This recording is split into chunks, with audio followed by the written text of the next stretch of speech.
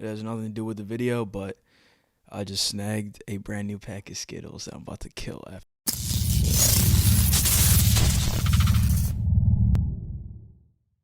Hey man, welcome back to another video on this channel, man. Bruh, this weekend was crazy.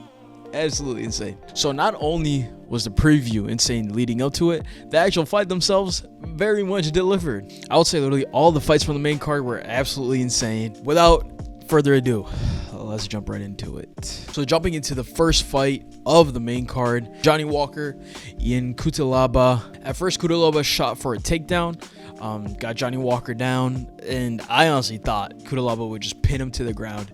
It would, like, eventually either A, he would just win by decision because he would just weigh on him, or he would get a submission and it'll be over from that. But instead, what happened? Johnny Walker got back up, took Cutelaba's back, rear naked choke. As you guys can see, first round submission, rear naked choke. It was absolutely crazy. Huge up for Johnny Walker, especially because he's been coming off of a bunch of losses. He said, hey, my support system's a lot better now. He came into this fight with a better support system, and yeah, man, got the dub. Actually hilarious though is what happened to him after his fight. His coach actually put out a video of Johnny Walker out in Vegas with his gloves on, with his shorts, his fight shorts on.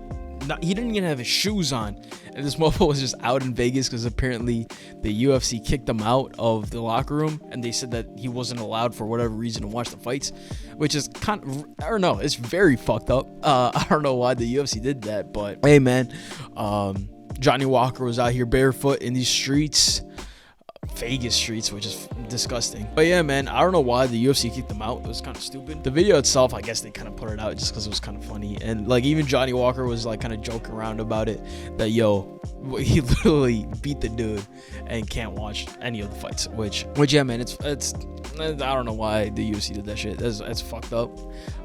Maybe they thought he was impersonating him, even then it's kind of stupid because obviously had his whole team with him. I don't know how you could think he's someone else, but anyway, that shit was hella goofy. But man, next up, Irene Aldana, Macy Chiasson. This fight was actually crazy. Like the first round, Irene was going absolutely stupid. I thought she'll get either a submission, dude. Bruh, the first round was actually, now that I'm actually remembering this fight, it was insane. Irene actually had an armbar. I thought she had it. Like Macy's elbow was like quite literally just almost reversed. It was wild as fuck. And I thought, yo, she's bound to tap. Like, no way. I'm gonna try to find an image of it. I'm gonna put that image in.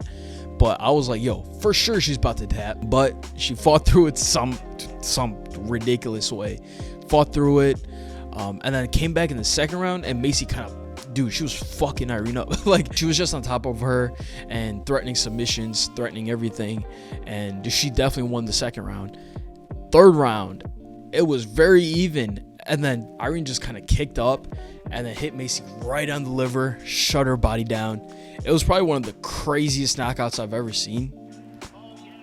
Yeah, so like you can see, like Joe Rogan said, right to the liver. Just boom. Fucking wild. Just shut her body down. Crazy shit. Wild up kick right to the liver, shut her body down. Wild knockout, wild fight. It was a lit fight. Now, probably the most controversial fight, Jing Liang versus Daniel Rodriguez. Okay, one thing that I want to talk about real quick was the fans for some reason were booing them while they're fighting, and I thought that was fucking stupid. Just because when you actually look at it, Lee probably had the most unfortunate time, I guess, with this UFC. Like, everyone's kind of been making jokes about it, but it's like, for one, he got a dope ass suit, wasn't able to rock it. Also, Lee actually cut down to be a welterweight at like 170. Daniel Rodriguez was originally also supposed to fight at catchweight, which is 180, so Daniel already had kind of that advantage over him. Also, fight wise, I just watched it live. I haven't gone back and watched it again, so could be wrong, but I'm pretty sure I had the Leech winning the first two rounds.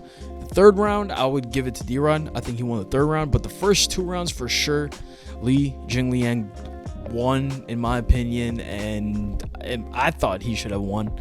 I was very surprised by the D-Rod win. So yeah, man, unfortunately, Lee got robbed, in my opinion. He actually even went on Ariel Helwani's show, and he was wearing the suit, and underneath he had a shirt that said robbed on it, or like robbery or something like that. So shout out to Leech, man. I think the best thing from what happened, though, is he definitely gained so many fans. I mean, first and foremost through the embedded, because they actually follow him around, and you saw how dope of a person he was. But then also after that, going through all the craziness that happened, and for him to be like, yeah, I don't really care, I'll fight either way, even if it is catch weight. I mean, he's super dope. He's super dope, dude. So even though he lost this fight, I'm definitely gonna tune in to the next Leech fight for shit show. Now, the co-main got the crazy mofo himself, Hamza Chimaev, Kevin Holland. Bro, honestly, with Lee, I would say Kevin probably took to the next biggest L, where we know he's not a wrestler. Hamza, obviously, crazy fucking wrestler. And I mean, to be fair, even though Kevin's not a really good wrestler, the way he was able to scramble and get out of it, like once or twice, like Hamza right away shot for his legs. Also, I did see a bunch of like tweets and like Instagram posts about how Kevin had his hand up trying to like touch mitts. I think Hamza was just super zoned in and didn't really even notice Kevin trying to touch mitts, because they already touched mitts. So Hamza was probably like just zoned in. So that's why I'm gonna give him the pass for that. I don't necessarily think he was trying to be dirty. With that said, I wouldn't put it past him either. So, you know, either way. But as far as the actual fight goes, bro, scary, dude. Like, no matter what you say, he's insane. So in my personal opinion, Paulo Costa 100% should be the next fight. I think Hamza's coach today or yesterday, as I'm recording this, today or yesterday, he basically said how Hamza wants to go up to 185 permanently because he wants to eat and train. That's it. He's just trying to eat more. So with that, I would love to see him against Paulo Costa. Paulo Costa is someone who's bigger, who's strong, powerful. And then also, Paulo Costa has pretty decent takedown defense.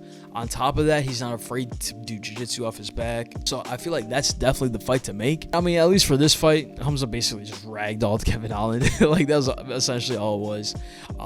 Kevin did really well in trying to getting back up. But once Hamza had his neck, he had his neck, and then he transferred perfectly into a Darce. Once he had the Darce, it was pretty much over. I think right after the fight, I don't know if Kevin's shoulder got dislocated or not, but it seemed like it was bothering him. I don't know if he actually injured anything or anything dislocated for real, but it just seemed like he got hurt with that. But I mean, also Hamza, his first round, he puts out so much energy. You could see by the time the fight ended, he was definitely dead. That's also the biggest if, is can he actually withstand like 3 to 5 rounds? Can he actually last that long? Like, I mean, once the ref says you guys can fight, the intensity he comes out with, if you're not a good wrestler or you're not bigger, you're not stronger, like, it's really hard to get past that first round. The first initial adrenaline boost that Hamza Chimaev has is ridiculous. I think that's why the Gilbert fight was so close, is because Gilbert is actually insane at jiu-jitsu. He actually goes to jiu-jitsu tournaments while in the UFC and still kills other people who just do jiu-jitsu. So, I mean, Gilbert Burns is ridiculous. That's why that fight went the way it did. If Hamza's actually able to reach 170, him versus Colby would be an amazing fight.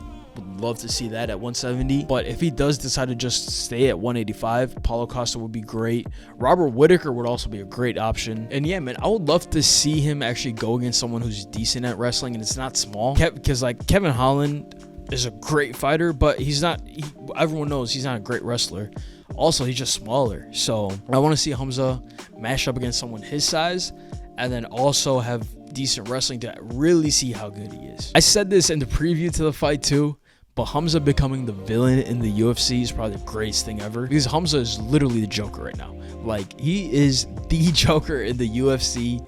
Man just wants to watch the world burn, kill everybody, come for everybody. I think him being the villain is great. So, I mean, honestly, I don't even know if this fight really even answered too many questions about Hamza. Like, everyone knew that if he goes against someone who doesn't know how to wrestle and is smaller, Hamza's probably going to dominate him.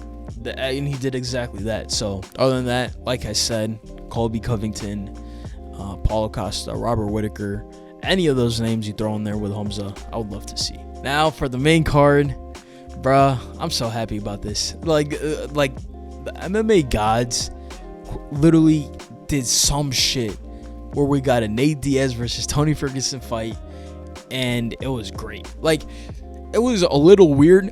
Definitely a little weird. It was definitely a little weird in some parts when Nate would just like go away, be like, yeah, I'm not fucking fighting. Like, there was like that few seconds where Nate was literally just walking around the fence, and the ref was like, yo, you guys gotta fight. And he was like, yeah, no, fuck that. He's just walking around.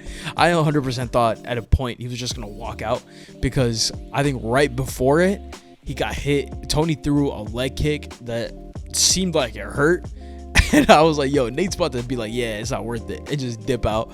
But credit to him, stayed in there and looked great. Like, his boxing looked really good. When he actually decided to box, it looked really good. And then obviously he got the guillotine at the end. Ultimate legend. Two legends went at it. It was super, super dope. I was just super happy to see it in fruition. Also, like, it was super dope to see, because obviously last fight on his contract, and then after, he was like, yo, I'm trying to pursue another sport, show all these UFC fighters how to take over a different sport.